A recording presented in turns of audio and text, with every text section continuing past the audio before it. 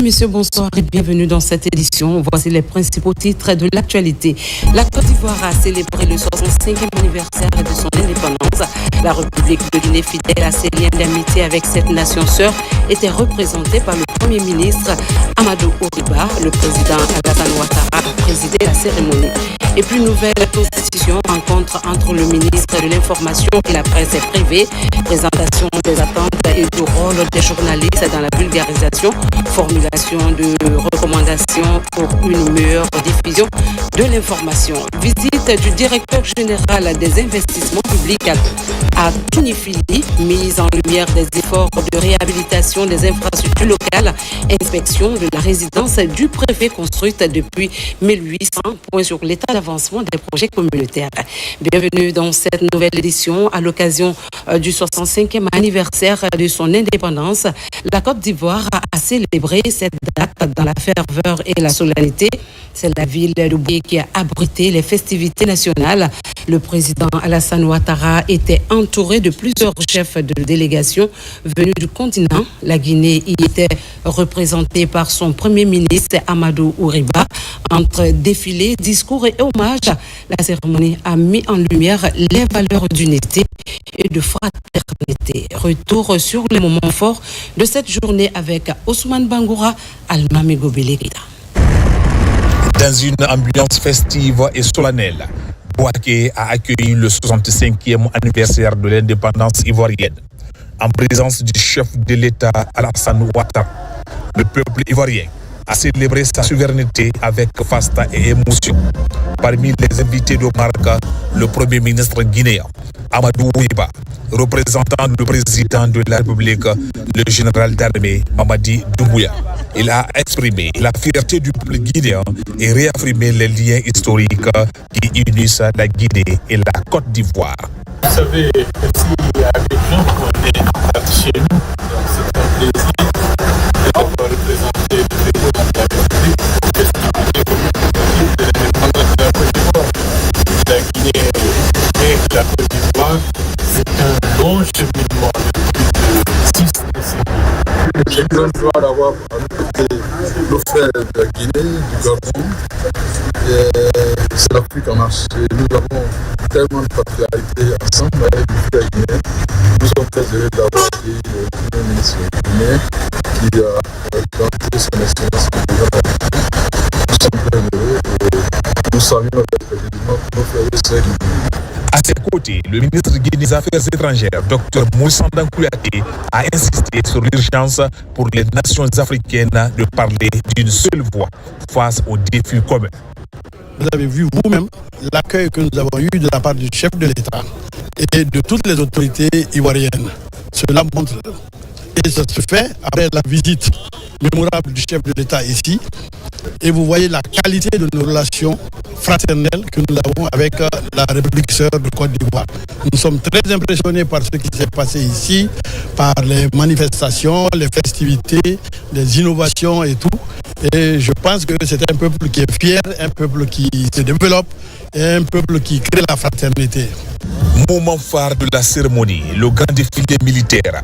Plus de 550 engins ont défilé dans un synchronisme impressionnant. Les armées ivoiriennes, accompagnées de détachements américains, français et marocains, ont illustré la force de la coopération internationale. Entre tradition, modernité et solidarité africaine, Bouaké a prouvé une fois encore qu'elle reste un haut lieu de mémoire collective et d'unité. Pendant que Bouaké accueillait les festivités nationales, la capitale guinéenne n'était pas en reste. À Conakry, l'événement a été célébré avec fierté à l'ambassade de Côte d'Ivoire, renforçant les liens historiques et culturels entre la Guinée et la nation sœur. Une cérémonie illustrant la volonté des deux pays de consolider leur coopération, leur intégration régionale et leur solidarité. Reportage signé Aïchata Marshall. La Guinée et la Côte d'Ivoire, deux pays frères et amis liés par la géographie et l'histoire. La fête de l'indépendance de ce pays frère a donc rassemblé toute la communauté ivoirienne à l'ambassade. Une communion pour célébrer le 7 août 1960. La célébration de la fête nationale pour tout bon citoyen revêt un sentiment de fierté et cette occasion nous donne encore de penser au renforcement du sentiment de patriotes et qui fait de nous, ici en République de Guinée, des hommes et des femmes fiers d'appartenir et d'être citoyens de la Côte d'Ivoire. Cette célébration avec les Ivoiriens vivant en Guinée a été une occasion pour les Ivoiriens de remercier le gouvernement guinéen pour la bonne collaboration entre les deux pays et leur intégration dans la société guinéenne. Je suis bien intégré. Laissez-moi vous dire que je suis là depuis 11 juin 2011, donc je suis dans ma 14e année. Les Ivoiriens sont bien intégrés en Guinée. Ça doit être le deuxième pays d'accueil des Ivoiriens en Afrique de l'Ouest. Il y a une forte communauté ivoirienne ici. Quand un pays fête son indépendance, il la fête avec ses amis et ses frères. Nos frères guinéens vont partager ce moment-là avec nous dans la convivialité. Nos relations bilatérales avec la Guinée se portent très bien. Nous nous sentons chez nous en Guinée. Cette année, en Côte d'Ivoire, les festivités de l'accession à l'indépendance se sont déroulées à Bouaké, dans le centre du pays. Autre sujet d'actualité, alors que la Guinée amorce son retour à l'ordre constitutionnel, une rencontre nationale se tient à Conakry avec l'appui de l'OIF et du Centre international de formation des avocats francophones. Objectif, outiller les juristes face à la manipulation de l'information et aux dérives numériques. Le barreau de Guinée veut ainsi contribuer à la stabilité sociale et juridique. Les travaux ont été lancés par le ministre de la Justice. Face à la montée préoccupante de la désinformation en Guinée, le Centre international en Afrique de formation des avocats francophones CIFAF et le barreau de Guinée, avec l'appui de l'Organisation internationale de la francophonie, ont organisé une rencontre à Conakry. Cette initiative vise à renforcer les capacités des avocats et des magistrats en matière de lutte contre la désinformation, tout en les préparant aux défis posés par les outils numériques.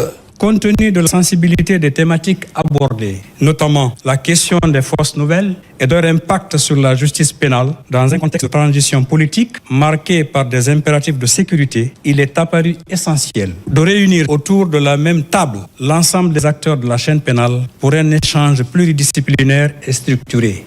Le CIFAF attend de la participation active, autant des avocats que des membres de la compagnie judiciaire ici présents, qu'elle diffuse les sensibilités particulières que véhicule le thème de fausses nouvelles. La cérémonie d'ouverture a été présidée par le garde des Sceaux, ministre de la Justice, en présence d'avocats, de magistrats, de notaires, de cadres du ministère de la Justice et d'officiers de police judiciaire. Dans un monde où une publication sur Internet peut faire tomber une réputation, où un montage audio peut faire condamner un innocent, il est vital pour les professionnels judiciaires de s'outiller contre cette menace protéiforme.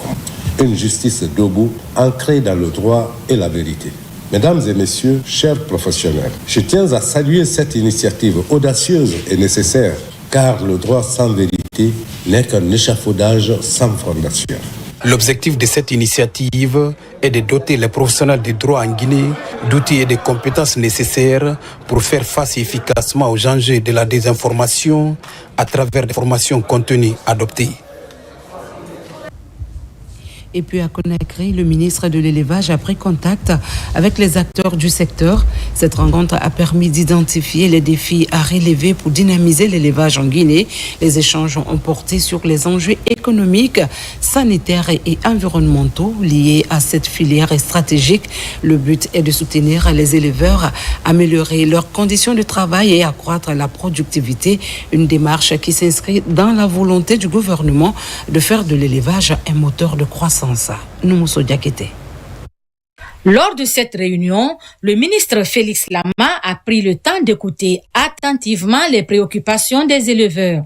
Son objectif est de faire de l'élevage un pilier de l'autosuffisance alimentaire et nutritionnelle, tout en veillant au bien-être des acteurs et au développement global du pays. Le nouveau ministre de l'Élevage expose les principaux axes prioritaires sur lesquels il souhaite travailler pour améliorer le secteur de l'élevage et il invite ses acteurs clés à s'approprier le contenu du projet de nouvelle constitution.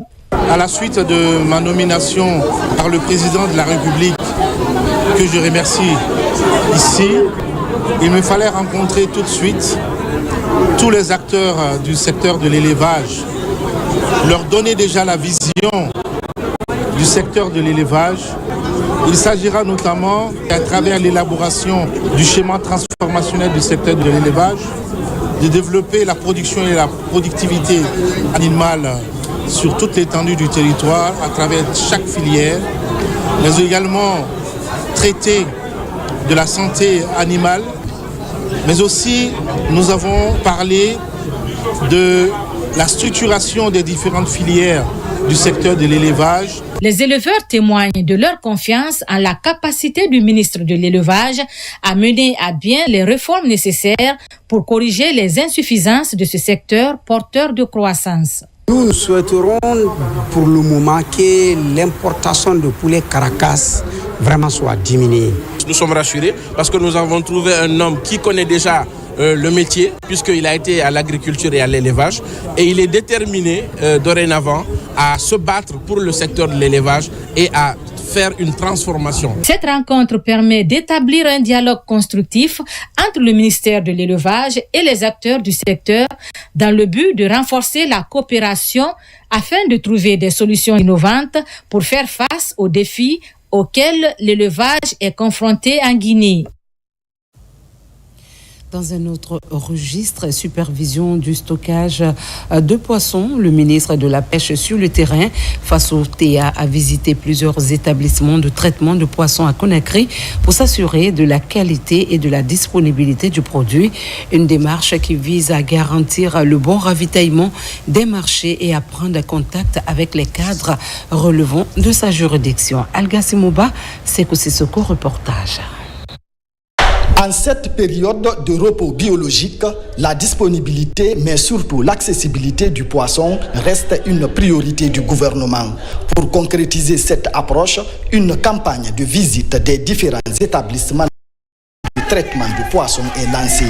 Une manière pour le ministre de la Pêche et de l'économie maritime de s'enquérir de la disponibilité du poisson en quantité et en qualité dans les lieux de stockage. Il y a une spécificité. Nous sommes dans la période de repos biologique. Donc l'État, pour ne pas que le poisson manque au marché et dans les marmites, a bien voulu aider les populations en se procurant de ces stocks pour que ça puisse être acheminé. C'est vrai qu'il peut y avoir des contraintes de transport, mais il n'y a pas de contraintes là-dessus. Et les populations doivent être toujours patientes. Donc, je suis vraiment satisfait et rassurant.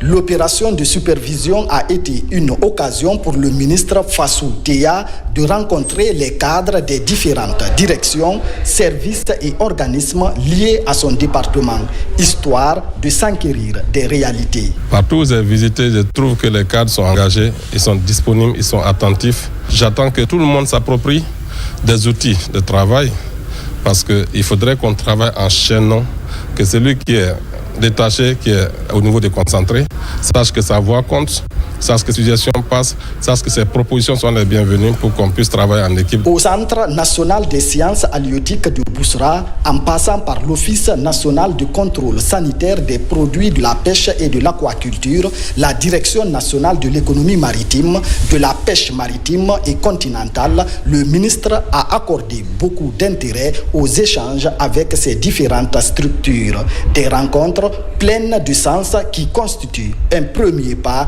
pour le ministre Fassou Théa après sa prise de fonction. On en vient à la vulgarisation de la nouvelle constitution. Les médias privés mis à contribution, le ministère de l'Information et de la Communication à travers le FADEM a échangé avec la presse privée sur leur rôle dans la diffusion du projet de nouvelle constitution. Des recommandations ont été formulées pour renforcer l'accès des citoyens à une information fiable et compréhensible. Tcherno Ousmane Diallo, Amadou Bailobari, reportage.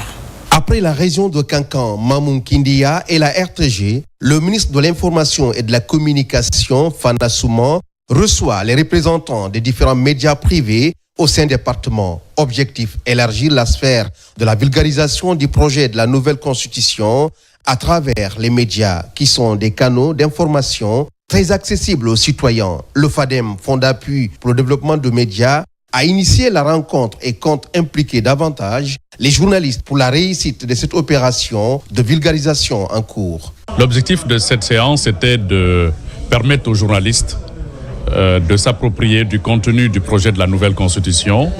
Alors on a des techniciens à la matière et d'échanger aussi sur la technique. Donc il y a le légal et la partie technique qu'il faut concilier pour avoir une communication institutionnelle qui va permettre à toute la population de prendre des décisions nobles qui concernent la destinée de notre nation. Comme nous le savons, l'un des principes du journalisme consiste à servir les intérêts du citoyen. Et comme tel, nous restons debout pour vulgariser ce projet de nouvelle constitution duquel dépend la vie de notre profession.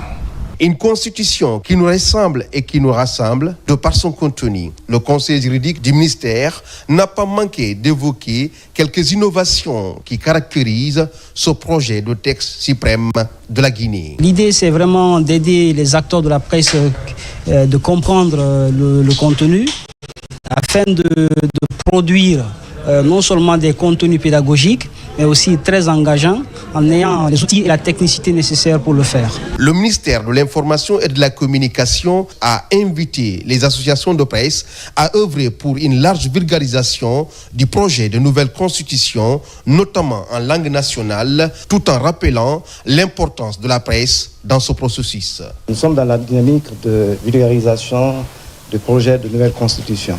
Nous avons été à l'intérieur du pays, partout on a passé, on a essayé de rencontrer les médias pour leur présenter le projet. C'est vrai qu'on organise, on rencontre en même temps la population, mais moi je pense que qui dit vulgarisation, c'est aussi absolument, il faut l'implication des médias. Là, je suis vraiment très heureux de vous voir nombreux ce matin. Et je crois qu'on va continuer à travailler ensemble parce que mon souci, tout mon combat depuis que je suis là, c'est vraiment essayer d'unir toute la presse. La séance a abouti à des recommandations qui vont également favoriser la bonne compréhension du contenu du projet de la nouvelle constitution. Le FADEM et le département de la communication se félicitent de la présence massive des journalistes de médias privés qui s'engagent dans la vulgarisation dynamique de ce projet de nouvelle constitution. Pour rester sur le même thème, la campagne de vulgarisation du projet de nouvelle constitution se poursuit à Conakry, à Matoto, Bessia et Tombolia.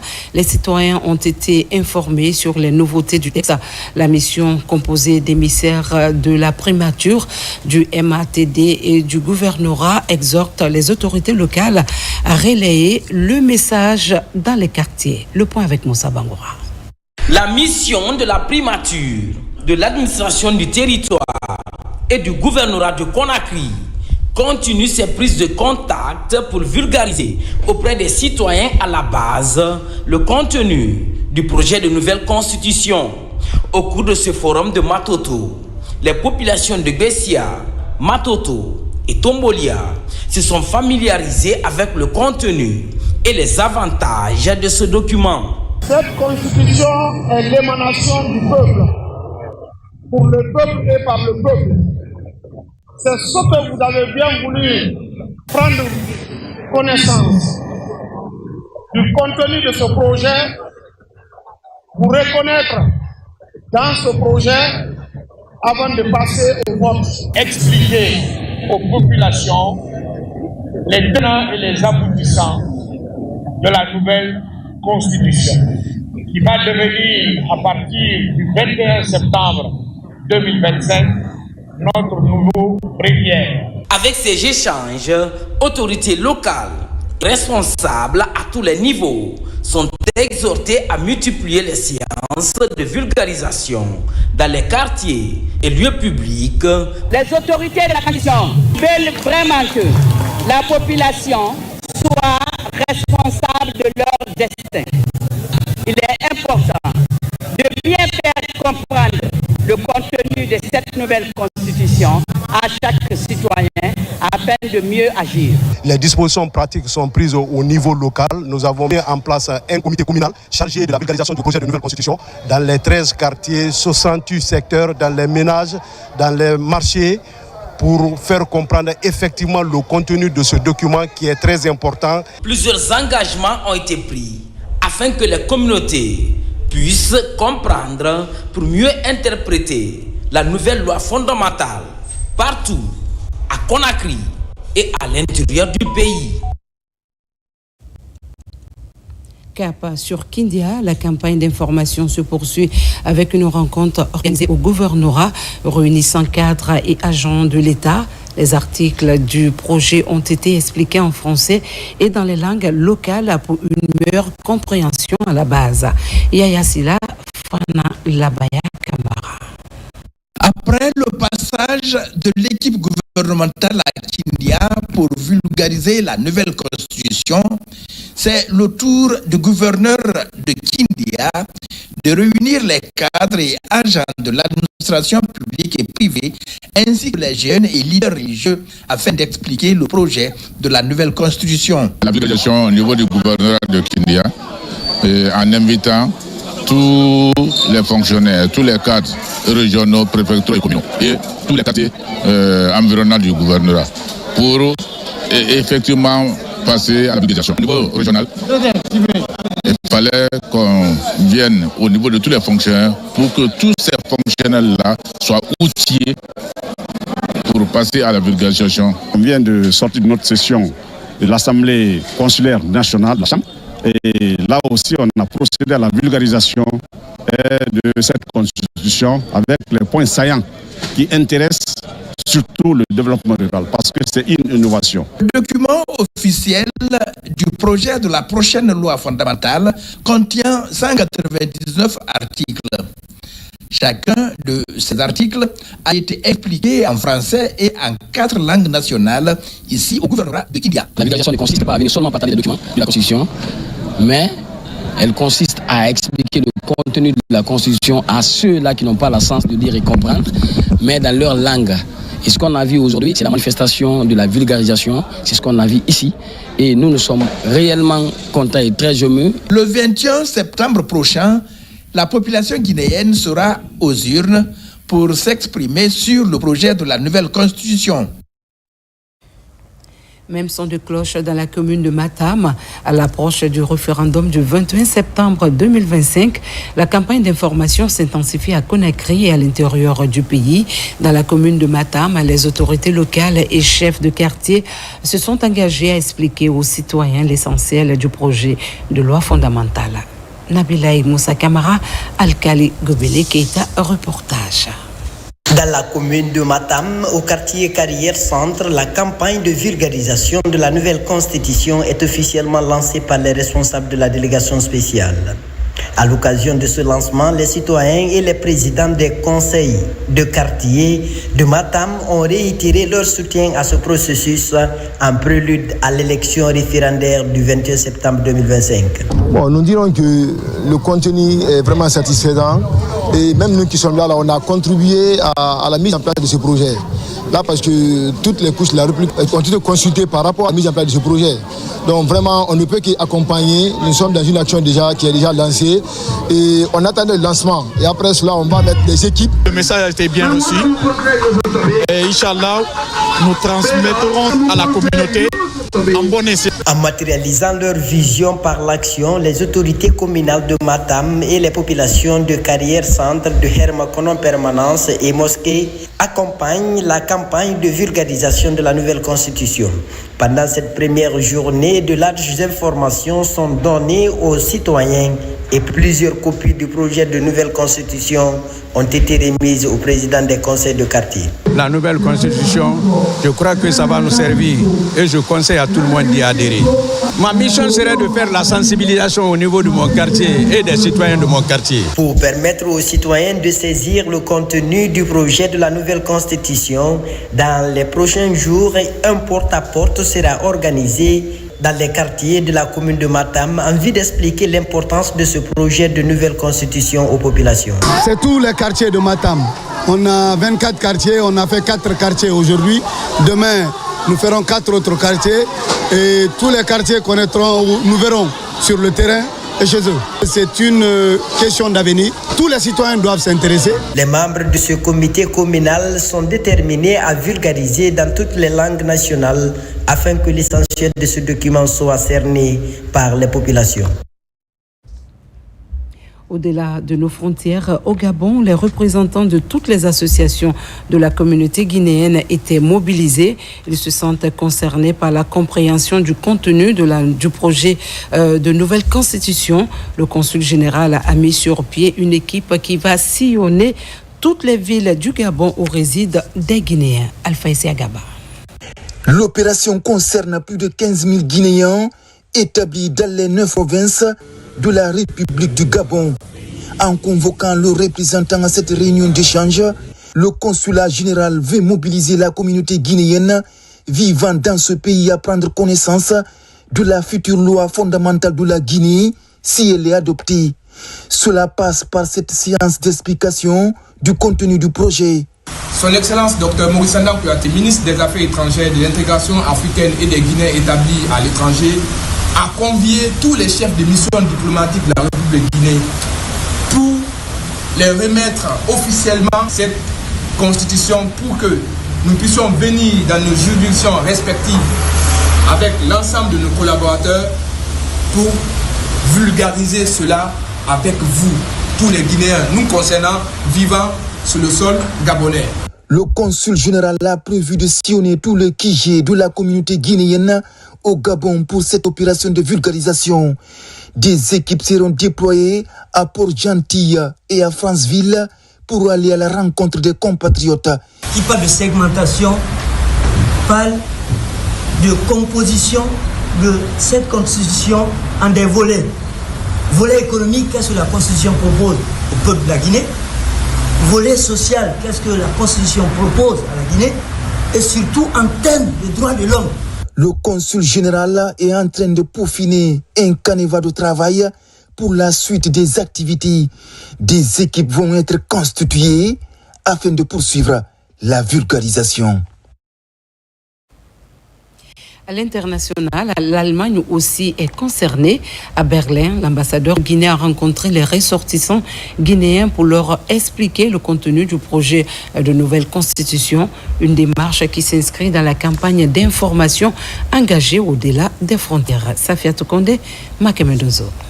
À Berlin, c'est la nouvelle chancellerie construite par l'État guinéen qui reçoit nos compatriotes pour la vulgarisation du projet de loi fondamentale. Dans des termes accessibles à tous, l'ambassadeur extraordinaire et plénipotentiaire Ali Oubari et son équipe expliquent étape par étape le contenu de ce document, fruit de la contribution des Guinéens d'ici et de la diaspora. La démarche participative, inclusive du projet de constitution, de même que sa vulgarisation, sont devenus des moments de sursaut national, des moments d'unité nationale. La qualité du projet de nouvelle constitution impressionne l'ensemble des compatriotes présents à cette cérémonie. Le document consacre les droits et libertés fondamentaux et définit les modalités de leur protection.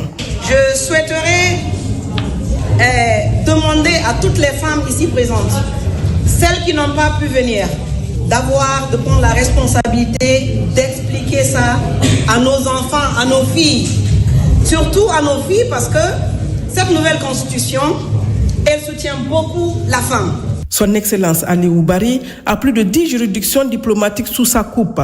Pour réussir cet exercice, le personnel diplomatique, le Conseil des Guinéens et les volontaires formés seront déployés dans les autres pays afin de toucher un maximum de compatriotes. Retour en Guinée, induction civilo-militaire. Près de 2000 nouvelles recrues en formation à Forêt-Caria et Kindia. Les fonctionnaires de la 4e cohorte poursuivent leur stage d'induction basé sur la discipline, les valeurs civiques et le respect de la hiérarchie. Majoritairement enseignants, les stagiaires ont reçu la visite des ministres de l'Éducation et de la fonction publique. Ils les ont exhortés à servir la nation avec engagement et rigueur. Abdul Aziz Baldé, reportage. En induction civilo-militaire, depuis près de mois, les nouveaux fonctionnaires stagiaires reçoivent la visite du ministre de l'Enseignement préuniversitaire, accompagné de son homologue de la fonction publique et du chef d'état-major adjoint des armées. Au centre d'instruction de l'armée de mer Siam, situé dans la préfecture de Forêt-Caria, les visiteurs se sont adressés aux enseignants et les invitent à traduire les acquis de cette formation dans leur pratique de classe.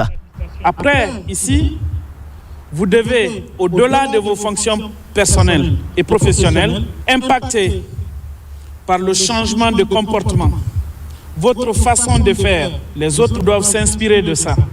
Ça ne doit pas être l'inverse. Vous ne devez pas retourner et vous-même se diluer dans les mauvaises pratiques. Appréciamment, la délégation se rend au CI, Centre d'instruction d'infanterie de Kindia. Ici, tout comme à Forêt-Caria, les ministres ont assisté à quelques démonstrations. Montage et démontage d'armes, défilés par compagnie et tirs de sommation. Je vous demande d'être au fond dans la passion de l'action éducative. De retour dans vos écoles, instaurez autour de vous la discipline. Dans vos classes, instaurez la discipline. Il revient dans le comportement d'un citoyen, d'un fonctionnaire d'État, de rejoindre le poste d'affectation auquel il a été affecté. C'est un devoir, ce n'est pas un choix. L'absence à ce poste veut dire que vous démissionnez de votre fonction de fonctionnaire. Ce 4e contingent est composé essentiellement d'enseignants en situation de classe. Après 3 semaines de cours en discipline militaire, ces recrues s'engagent à servir la patrie avec loyauté et rigueur. Je suis sûr que cette formation m'a initié à beaucoup de choses. La discipline, la rigueur, l'endurance et surtout l'esprit de la solidarité, l'esprit de serviabilité pour l'intérêt public. Ces différentes inductions civilo-militaires sont une œuvre du chef de l'État, le président de la République. Objectif, inculquer l'amour de la patrie. Pour ce 4e contingent, plus de 2000 fonctionnaires stagiaires sont répartis entre le centre d'instruction armée de mer et le centre d'instruction d'infanterie de Kindia. Autre sujet d'actualité, lutte contre le paludisme, lancement d'un projet de pulvérisation ciblée à Conakry. Un projet communautaire de pulvérisation intra-domiciliaire a été lancé pour les préfectures de Beila, Forêt-Caria et Kerewane. Financé par Rio Tinto à travers son département communauté et performance sociale. Ce programme vise à réduire la transmission du paludisme dans les zones les plus exposées. Sa mise en œuvre est assurée par l'ONG Club des Amis du Monde avec l'implication de tous les acteurs concernés. Kadiatou Suleiman Keita nous en dit plus. Dans les prochains jours, la lutte contre le paludisme va s'intensifier dans les préfectures de Forêt-Caria, Beila et Kerewane grâce à la reconduction du projet communautaire de pulvérisation intradomiciliaire pour une durée de 2 ans. Cette nouvelle phase prévoit de couvrir plus de 20 000 structures d'habitation. Rio Tinto, dans son analyse, il trouve que l'un des paramètres le plus important, c'est la santé de ces travailleurs, mais aussi la santé aussi des riverains. Après, il a trouvé que le paludisme pouvait être un impact qui pouvait vraiment freiner ces travaux. C'est pourquoi aujourd'hui Rio Tinto a contractualisé avec notre ONG, le Club des Amis du Monde, pour pouvoir vraiment gigler très bas le niveau du palud dans la zone. Ce projet est tout d'abord une initiative humaine. Il s'agit de protéger des enfants, les femmes enceintes, les personnes âgées, une manière de bâtir ensemble un avenir plus sain et plus serein. Ce geste de la société Rio Tinto, à travers son département communauté et performance sociale, est perçu comme un modèle d'engagement social exemplaire dans la lutte contre les maladies endémiques dans le pays. La santé n'a pas de prix, mais la santé a un coût. Si on n'investit pas dans la prévention, on va investir 10 fois dans la prise en charge. L'importance de votre engagement et votre participation dans cette lutte sont essentielles à la réussite de notre objectif commun qui est l'élimination de cette maladie qu'est le paludisme. En apportant des solutions concrètes et durables, Rio Tinto, en collaboration avec l'ONG Club des Amis du Monde, réaffirme son engagement en faveur du bien-être des populations locales. Touniefili relance des infrastructures locales à Bofa. La visite du directeur général des investissements publics a permis de faire le point sur l'état d'avancement des projets en cours. Parmi les sites visités, la résidence du préfet bâtie depuis les années 1800 et d'autres infrastructures stratégiques pour le développement local. Abraham Christophe Conté. À Bofa, c'est une série de visites entamées par le directeur général des investissements publics. Une visite qui s'inscrit dans la dynamique d'un contrôle de routine sur le chantier de la résidence du prophète de Bofa. Sur le terrain, le chef de mission évalue l'état d'avancement des travaux. À ce jour, ce bâtiment colonial qui date de 1816 est en phase de métamorphose totale. C'est un bâtiment colonial, architecture purement française, comme vous le voyez, qui aurait été mis en service depuis 1876 par le commandant Blanc, qui habitait et qui en faisait ses bureaux. Mais depuis un certain temps, il a été laissé pour compte. Malgré tous les efforts, c'est maintenant là, à travers la volonté du président de la République, d'imposer, de faire valoir l'autorité de l'État à travers ces symboles. De Bofa, cap sur la sous-préfecture de Touniefili, préfecture de Bofa. Ici également, un pont est en cours de réalisation à la satisfaction de la collectivité. La mission conduite par le directeur général des investissements publics réaffirme l'engagement du gouvernement à doter cette localité d'un ouvrage de qualité et durable. Nous avons pris d'abord la moitié. 30 mètres que vous voyez devant vous, que nous allons d'abord exécuter. Quand ça sera sec, on va enlever cette partie-là. Batadola, on ouvre pour que l'eau passe ici et nous fermons pour achever maintenant de le reste. Ce pont relie la préfecture de Touniefili à une grande zone de production. Il y a au moins plus de 150 000 hectares derrière nous, ici, qui aujourd'hui, par manque d'infrastructures, les populations rencontrent des difficultés majeures pour traverser. Et aujourd'hui, ce pont va permettre définitivement de résoudre ce problème. Cette visite de terrain du directeur général des investissements publics vise non seulement à rapprocher les investissements publics aux réalités locales, mais aussi à renforcer l'efficacité de l'action gouvernementale dans l'arrière-pays. À présent, un accompagnement pour sécuriser la circulation. La direction centrale de la police routière a reçu un important lot d'équipements de First Bank, incluant des barrières, podiums et abris pour agents. Un appui destiné à renforcer la régulation du trafic et à améliorer la fluidité de la circulation au profit des usagers. Colonel Morikaba de la police militaire, de la police nationale, autant pour moi. Rendre la circulation routière plus fluide est une préoccupation majeure des autorités. First Bank l'a bien compris en dotant la direction centrale de la police routière d'un lot d'équipements, barrières de sécurité, podiums et abris pour agents. Ces équipements visent à renforcer la réglementation du trafic et à garantir la sécurité des usagers, surtout en cette période de forte pluie. La police routière, quand même, c'est un élément fondamental dans la sécurisation des citoyens. Ils nous permettent quand même de circuler dans des conditions optimales dans la mesure du possible.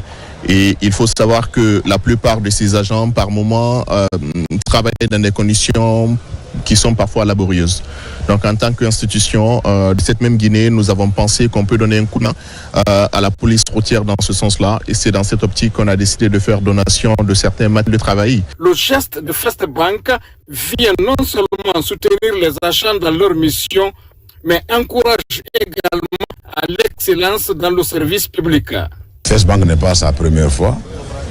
Et je crois qu'ils en ont eu à faire dans le passé. Et c'est donc ces instruments que nous venons de recevoir seront utilisés à bonne échéance. et dans le cadre de l'exécution de la mission qui nous est confiée par nos chefs hiérarchiques.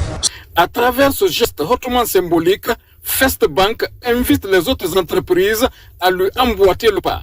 Une collaboration publique-privée est essentielle pour répondre aux besoins pressants de la circulation tant à Conakry qu'à l'intérieur du pays. Environnement, lancement de l'édition 2025 du projet Une femme, un arbre. Le réseau Aoline Guinée, en collaboration avec le REFMAP, ambitionne de planter 500 arbres par an sur 5 ans. Un reboisement inclusif soutenu par les autorités et partenaires avec la formation d'un groupe de femmes à la gestion d'une pépinière durable. Marie-Angélique Bangoura. Devant des représentants de l'État, du corps diplomatique et de la société civile, le projet Une femme, un arbre a été lancé en grande pompe. À travers cette initiative, les femmes guinéennes s'engagent à planter chaque année 500 000 arbres pour reboiser 500 km sur le corridor Simandou d'ici 2030. Cette reconnaissance de la contribution inestimable des femmes nous honore et nous invite à nous impliquer davantage dans le renforcement de la stabilité de nos sociétés et d'être des actrices de résilience au changement climatique. Je lance un appel vibrant à l'ensemble de nos partenaires techniques et financiers, aux agences unies, à la société civile, aux collectivités territoriales, au secteur privé, afin qu'ils s'associent activement à ce projet porteur de vie.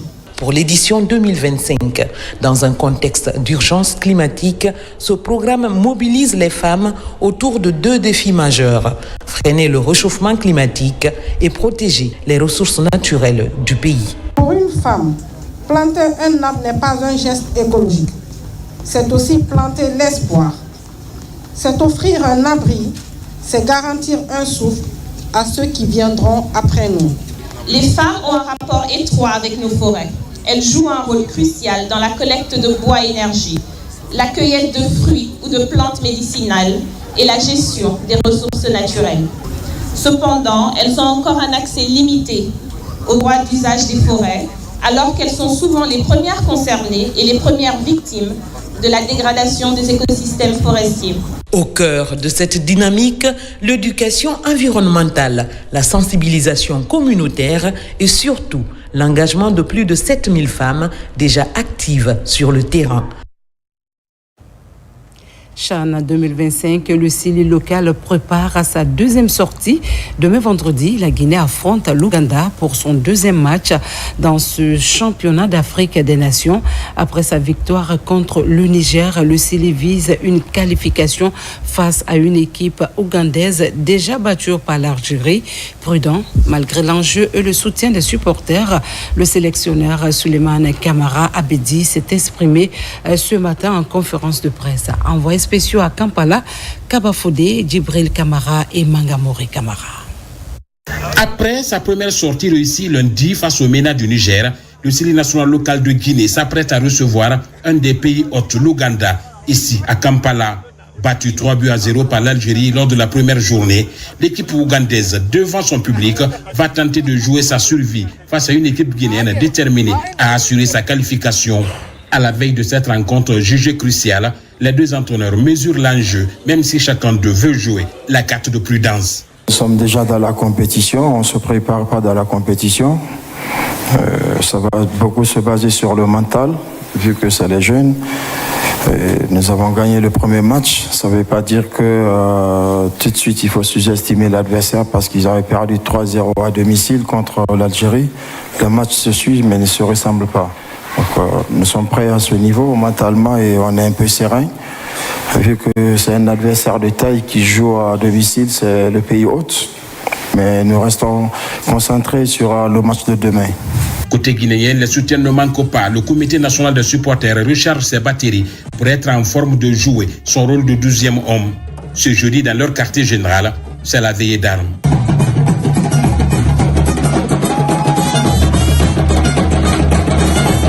Nous préparons bien notre match et puis nous sommes conscients que nous représentons le peuple de Guinée ici. Donc Moi, personnellement, et mon groupe et le staff technique, nous ne sommes pas prêts à rentrer à la maison encore. Un engagement patriotique mesuré à sa juste valeur par les autorités diplomatiques présentes ici à Kampala.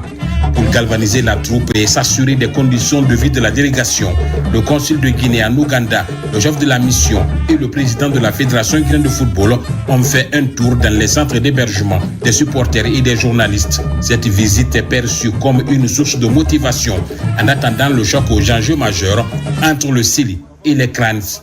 Le match est prévu vendredi à 20h local, soit 17h GMT. À la même page, Coupe du Monde handball des moins de 19 ans, la Guinée a fait sa deuxième sortie des matchs de poule ce jeudi face au Brésil avec une autre défaite concédée. Le Sili cadet continue bien son apprentissage dans cette compétition qu'il découvre pour la première fois. Ce tournoi regroupe les 32 meilleures nations et la Guinée fait partie des 5 représentants africains à cette Coupe du Monde. Bintia Kondé. La Guinée en apprentissage en Égypte, le Sili handball cadet pour sa toute première participation se heurte aux grandes nations de handball dans ce tournoi mondial qui regroupe 32 nations. Pour sa deuxième sortie des matchs de poule, la Guinée enchaîne un autre revers face au Brésil, habitué de la compétition, 35 buts à 28. C'est dommage, c'est vrai que ce match est frustrant, je pense que notre base arrière était un peu en difficulté, c'est ça qui n'a pas marché, je pense. Avec une rotation ou deux sur la base arrière, je pense qu'on aurait été un peu plus efficace. Après, on apprend, ils ont peut-être plus d'expérience que nous, le Brésil. Nous, c'est notre première participation. Les jeunes, ils ont tout donné. Il y a eu beaucoup de déchets techniques. Je pense que c'est ça qui a fait la différence. Les 10 premières minutes, c'était difficile. Et puis, on a réussi après à les faire douter. On leur a mis un 5-0 à un moment. On est même revenu jusqu'à -1. Donc, non, le Brésil, c'est une équipe quand même qui a l'habitude de participer aux joutes internationales. Même leur équipe une. Donc, honnêtement, on n'a pas à rougir. Des matchs tests pour la Guinée qui est en parfaite construction d'une équipe jeune compétitive dans un proche avenir. On a essayé de faire ce qu'on pouvait. En défense, on voulait monter, mais on voyait bien qu'ils étaient plus agressifs que nous, ils mettaient plus de contacts que nous, donc c'était plus compliqué. Mais on va continuer de travailler. Après, en attaque, il nous manquait les enclenchements qu'on est en train de voir petit à petit chaque soir ensemble, parce que ça fait pas longtemps qu'on joue ensemble, ça fait que quelques semaines. Mais on espère pour samedi être prêt pour l'Arabie Saoudite. Ah ben on va tout faire pour rendre fier la patrie, hein. C'est ce qu'il faut. Hein. Tout le monde nous regarde, tout le monde attend.